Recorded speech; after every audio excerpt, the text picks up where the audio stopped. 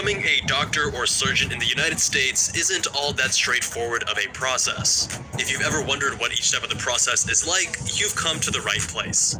Dr. Jabal, MedSchoolInsiders.com. Let's first cover the most traditional paths in becoming a doctor, and then we'll discuss some variants that can speed up the process or open up additional opportunities based on your specific interests. After completing high school, you'll attend a 4-year university and work towards your bachelor's degree. And no, an associate's degree won't cut it. Many students and their parents stress more than they need to regarding college choice. As I've spoken about in a previous video on college prestige, in most cases, attending a respectable public university will suffice. The benefits of attending a highly prestigious private university are present, but are usually overstated and may not be worth the additional cost. My recommendation is to certainly strive to get into the best college possible, but keep in mind other important factors beyond prestige such as fit, cost, location, culture, and opportunities related to your areas of interest. Once you're in college, the big decision you'll be faced with is what major to pursue. While you can technically major in anything you want, so long as you also complete the medical school prerequisites, there certainly are pros and cons to each major. For example, choosing a biology major will result in a greater degree of overlap between your major and medical school requirements, and ultimately a smaller course load, which may translate to better grades. That being said, there is a greater number of pre-meds majoring in bio, and competition will be higher and more cutthroat than many other majors. For the full analysis, including data of medical school acceptance rates by each major, check out my video on the best major for pre-meds. Link in the description. During the first half of your freshman year, don't worry too much about extracurriculars and other aspects of bolstering a strong medical school application. This should be the time where you establish what we discuss extensively on this channel is a great place to start. Set up a regular exercise routine, establish your social circle, and properly adjust to this new chapter of your life. In the second half of your freshman year, begin seeking out relevant extracurriculars that are related to your interests and passion for medicine. During spring quarter of my freshman year, I began reaching out to PIs at various labs studying inflammatory bowel disease, a disease process that I was particularly interested in for personal reasons. By securing a position early on, I had ample time to secure a publication and 2 abstracts before I applied to medical school. This is important. Research is unique because it's the one standard extracurricular with the greatest potential to drastically improve your competitiveness as an applicant. If you want to go straight from college to medical school without taking time off, then you'll need to apply at the end of your junior year with applications opening for submission in June. That way, you'll be applying and completing the application cycle during senior year, allowing you to start in the fall right after graduating. If you want to take 1 year off between college and medical school, then you'll be applying at the end of your senior year. This is an important decision to make, as it dictates your strategy in taking the MCAT. There's no right or wrong here. I have yet to meet a medical student or physician who regrets taking a year off. I personally went straight through, in part likely due to my impatience and overzealous ambition. If you want to go straight through, I recommend you take the MCAT during the summer between your sophomore and junior year. Having dedicated summertime to focus on the MCAT without the added workload of classes can make a huge difference in your final MCAT score. Many students ask if it's still fine to take the MCAT without taking certain courses. I personally did not take biochemistry until after I took the test, and I was still able to secure a 99.9th percentile MCAT score. That being said, this is going to be more of a personal decision based on your own comfort level with the material. If you're going to be taking a year off, then usually it's best to take the MCAT during the summer between your junior and senior year. When you apply, you'll be using AMCAS, or the American Medical College Application Service, for most MD schools. Texas schools use TMD SAS, and osteopathic medical schools use AA COMAS. They're all similar, but each application has slightly different nuances. You'll submit your primary application in June. During the summer, you'll receive and write secondary applications, which are specific to each school, and you'll conduct most of your interviews during the fall and early winter. Medical schools in the US are generally 4 years in duration, and you'll earn either an MD or a DO. The first 2 years are the preclinical years, where you are primarily learning in the classroom with limited clinical exposure. The final 2 years are the clinical years, where you spend more time in the hospital and clinic and less time in the classroom. Your first year will be the most radical transition, and for many it can be quite jarring. I go over how to make the adjustment as painless as possible in my Adjusting to Medical School 101 video.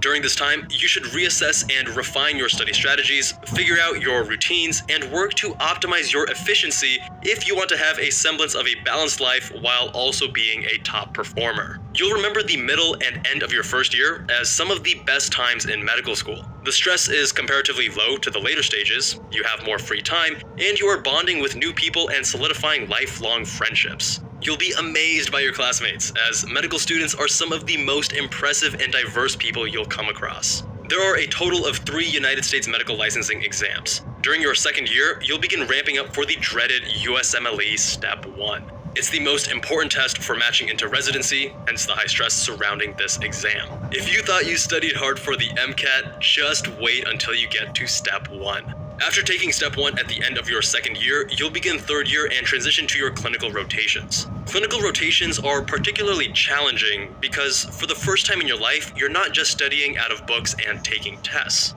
Rather, you still have to do that, but now most of your waking hours are spent in the hospital or clinic, and your evaluations from your seniors hold tremendous weight in your overall grade. It's a different game entirely.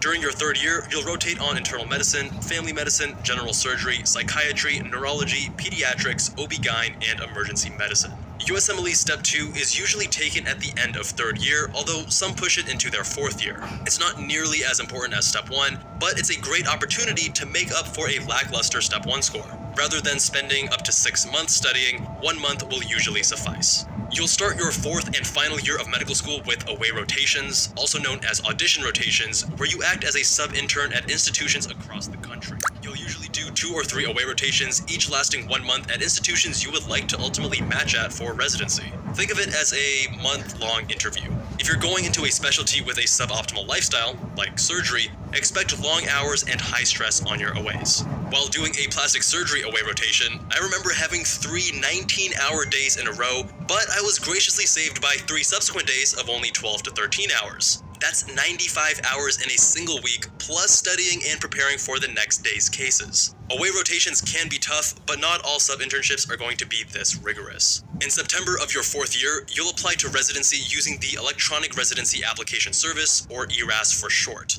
It's analogous to the AMCAS experience used when applying to medical school. Interviews will follow, occurring anywhere between October to February. At the end of February, you submit your rank list to participate in the match process. In March, you'll attend match day with your medical school classmates and open an envelope that informs you of the program you'll be training at for the next 3 to 7 years. Congratulations, you're now a doctor with an MD or DO after your name. You'll begin your first year of residency, or intern year, on July 1st, and it's going to be a long ride. In the first year of residency, you'll do several rotations across various specialties, some of which aren't all that relevant to the specialty you've chosen.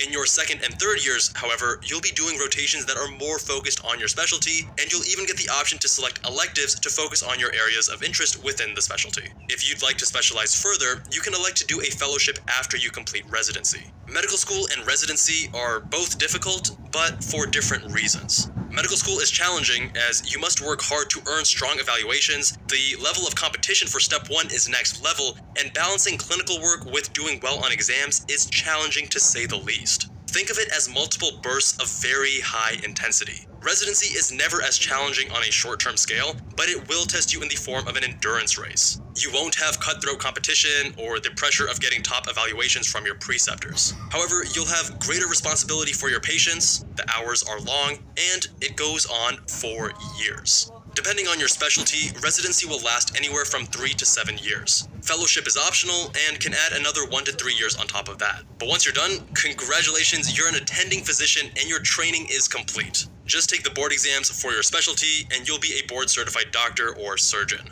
A quick note about alternative routes. BSMD programs combine college and medical school into a single application and begin immediately after high school. Rather than 4 years of college plus 4 years of medical school totaling 8 years, most BSMD programs are only 6 or 7 years in duration.